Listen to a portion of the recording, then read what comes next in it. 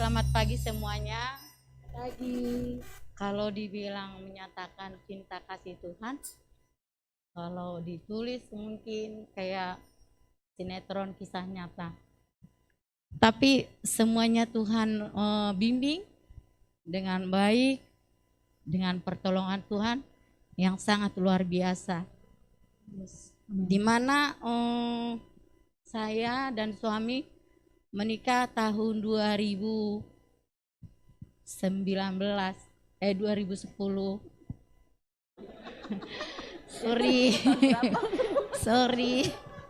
sorry banget, tahun 2010 di bulan Maret tanggal 27. Banyak hal yang Tuhan gembleng dalam rumah tangga kami. Terlebih saya dulunya kan pelayanan dari tahun 91. Saya melayani di Buka Gereja Dr. Pak Sulaiman. Di situ kami pelayanan dan di situ dididik sehingga Tuhan pertemukanlah dengan suami. Tapi setelah menikah dengan suami stop untuk pelayanan karena udah ngikuti aturan suami. Jadi kalau saya kalau saya lawan ribut di rumah. Jadi nggak jadi berkat. Sampai di sekolah minggu ngajar begitu happy-nya, sampai di rumah lama kali kau, dari mana aja kau, gitu kan? Ya udah diam lagi, saya lawan nanti ribut gitu kan. Tapi saya ambil hikmahnya, kata Tuhan layani dulu keluargamu, baru melayani orang lain katanya. Jadi saya harus merendahkan hati, turut, tunduk seperti yang dikatakan firman Tuhan, tunduklah sama suami. Tapi suami kayaknya nggak menghormati gitu kan. Ini anak mau diapain sih? Kita udah tunduk tapi dia nggak mau menghormati, nggak balance banget gitu kan. Tapi saya bilang ya udahlah, mungkin karakternya. Sampai tahun 2015 dia kecelakaan. Saya pikir di situ dia udah harus stop dari hal-hal yang tidak berkenan di hadapan Tuhan. Dia kecelakaan di jalan tol kilometer 18. Dia bawa mobil Innova ya Pak, Toyota Rush. Terus entah dari mana lah dia itu, nggak tahu lah namanya, mungkin merasa dia anak muda, nggak punya istri gitu kan, karena belum punya anak gitu. Jadi seenak dewe gitu kan. Jadi pulang dia udah langsung ke rumah sakit gitu kan. Sampai di rumah sakit, tapi malamnya itu saya bilang begini, kok saya telepon dia tadi, ya 5 menit lagi nyampe nih katanya. Dari mana? Saya tahu dia kerja di Kepala Sapam Pasar Modern. Dari Modern ke Perum 3 nggak sampai 5 menit gitu kan. Tapi kok sampai 5 jam? Gimana ceritanya? Mulai dongkol, seorang istri pasti mulai dongkol. Pertanyaan juga mulai curiga, ini kemana nih? Gitu kan. Sampai subuh, malam itu saya berdoa, Tuhan apapun yang terjadi jadilah seperti yang Tuhan mau. Saya menyerah aja, saya mau tidur gitu kan.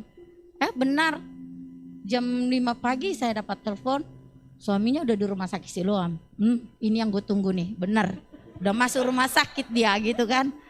Tapi saya belum paham kalau itu suami saya gitu kan. Terus ditanya, Ibu katanya ini istrinya Pak Victor. Iya Pak, saya ada yang bisa saya bantu gitu. Tolong masuk ke rumah sakit Bu. Katanya mau ngapain gitu, saya yang masuk, saya sehat gitu kan. Tapi bahasanya itu tolong ke rumah sakit, aturan gitu kan. Tolong masuk ke rumah sakit, saya sehat ngapain disuruh masuk gitu kan. Tapi saya panggil tetangga, antar dulu saya, mungkin ini nih. Ternyata dia udah di ICU, udah ditutup, udah meninggal nih anak nih.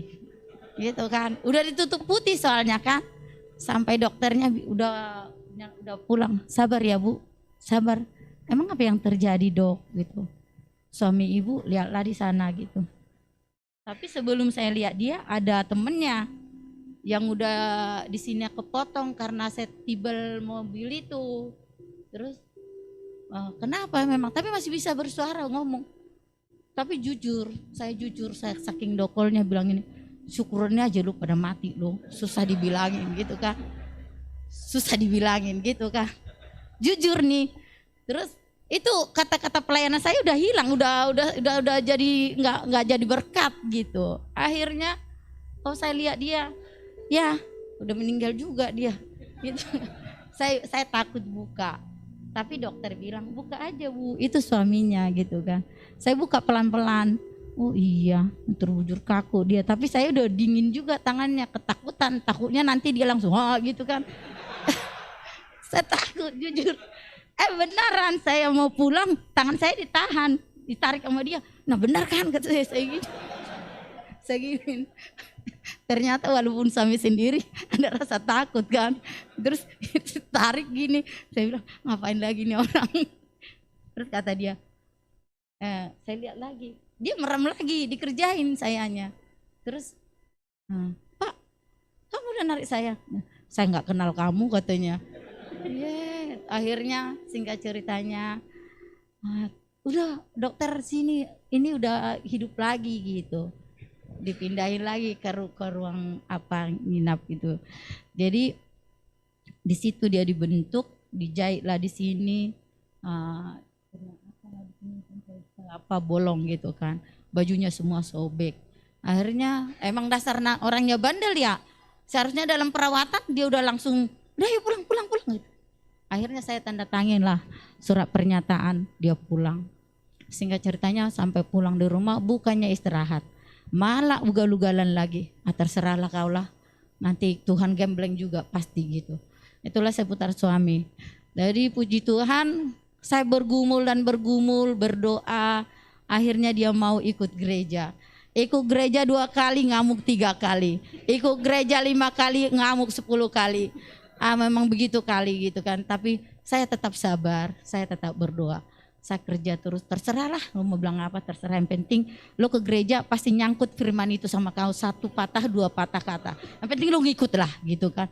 Saya sampai sogok dia biar ikut ke gereja. Saya bilang ya nanti kita ke sana ke sini, atau saya gedein tuh uang kantongnya biar ikut ke gereja. Ya ke gereja. Itulah ceritanya kan, tapi puji Tuhan bukan itu yang utama. Yang penting saya mau Tuhan menangkan dia. Sampai tahun 2000 berlalu, sampai COVID datang. Saya kan profesinya tukang urut. Jadi banyak tantangan di dalam dalam COVID itu, sampai dibilangnya gini, Tante kalau mau urut ke rumahku, maaf nih, mandi di rumahku aja ya katanya. Salinannya dibawa katanya. Segitunya ya? Saya bilang, yaudah saya mandi di rumahku aja gitu kan. Jadi dari sekian orang teman-teman atau satu profesi dengan saya, banyak yang indah-ilahi udah berpulang gitu. Tapi puji Tuhan, saya sedikit pun gak pernah merasa batuk, gak pernah merasa panas gitu kan. Semuanya itu saya bilang pertolongan yang sangat luar biasa, karena Tuhan tahu kerinduan saya hanyalah untuk melayani Tuhan dan menyenangkan Tuhan. Dan kedua, kalau bisa di sisa-sisa sebelum saya dipanggil Tuhan bisa membahagiakan keluarga. Tapi puji Tuhan, Tuhan semuanya atur. Sampai kita kemarin juga baru pertama masuk ke sini, kita pulang kampung. Di situ juga pertolongan Tuhan sangat luar biasa. Mama koma, di mana mama itu koma seminggu, nggak kenal siapa-siapa lagi. Tapi harus pulang semua anak-anaknya katanya. Bagaimana ini Tuhan? Memang secara ekonomi kita kurang, tapi yakin dan percaya pertolongan Tuhan pasti ada. Kita naik bis berdua sama suami, ayo pulang.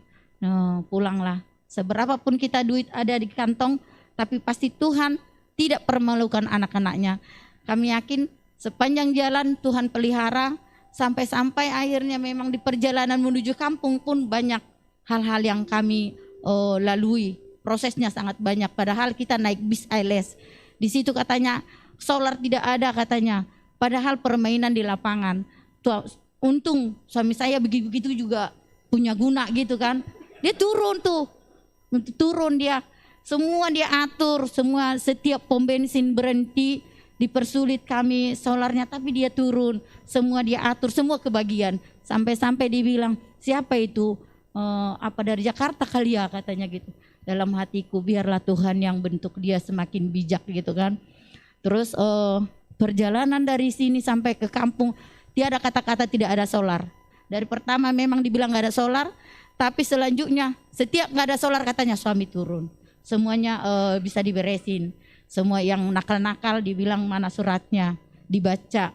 Oh ini suratnya udah setahun lalu tidak berlaku lagi nih, pulang katanya.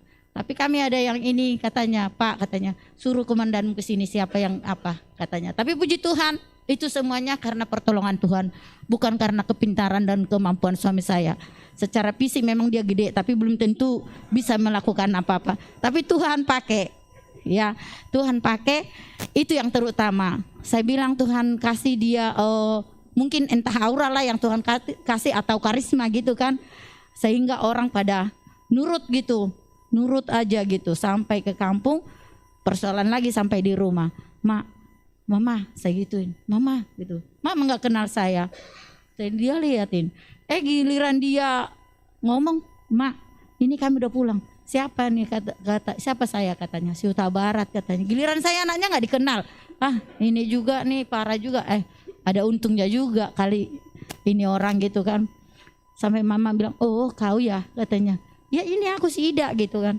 Oh Ida katanya. Tapi dilihat-lihat dulu sama dia. Iya benar katanya. Puji Tuhan, selama mama sadar, suami rawat, dia udah kayak suster tuh, pagi-pagi dirawat, diurut, dibawa ke depan jalan. Puji Tuhan, sampai mama itu benar-benar sehat, kami kembali ke sini. Nah tahun kemarin juga pas Natal tahun baru disuruh pulang lagi nih, suka-suka orang tua lah suruh anaknya pulang. Dia nggak tahu anaknya punya duit apa enggak. Pulanglah dulu kalian katanya. Pulang lagi kami. Terus pulang tapi nebeng ke orang kakak Bekasi. Terus dasar udah orang tua lah ya. Udah 78 tahun. Puji Tuhan masih sehat sampai sekarang. Itu semuanya karena pertolongan Tuhan. Karena mujizat Tuhan. Sampai bilang Tuhan.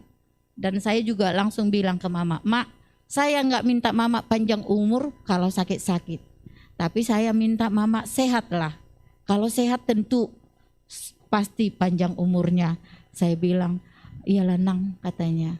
Terus kami di situ semua pulang. Anak-anak mama ada 7, 1 udah meninggal. 6 orang ini semua pulang. Puji Tuhan, mama semakin sehat, semakin bahagia. Dan saya juga minta dukungan doa terutama buat saya dan terlebih buat suami saya. Agar dia boleh ambil pelayanan lah kalau bisa, bagian kebersihan kayak apa kayak gitu. Yang penting adalah pelayanannya untuk Tuhan, yang jelas-jelas untuk Tuhan, bukan untuk diri sendiri dulu, tapi benar-benar untuk Tuhan. Jadi saya bilang mau apa kayak bentuknya Pak, lu pelayanan aja deh untuk Tuhan. Mau bersih-bersih nggak masalah, Tuhan nggak pandang kok mau kebersihan ini, mau direktur ini, nggak begitu di mata Tuhan. Saya bilang yang penting biar digembleng lebih sabar lagi. Yang terutama sabar dan sabar dan sabar. Itu kerinduan saya, doakan sampai Tuhan pertemukan aku dengan keluarga Meris. Kami dituntun ke gereja ini dan bukan kebetulan, semuanya karena kuasa dan berkat Tuhan. Terima kasih sudah menerima kami apa adanya. Biarlah semuanya kita satu keluarga diberkati, usaha dan pekerjaan, terlebih kesehatan. Dalam nama Yesus kita tetap bersatu. Amin. Itulah kesaksian kami. Terima kasih. Tuhan berkati. Tuhan berkati.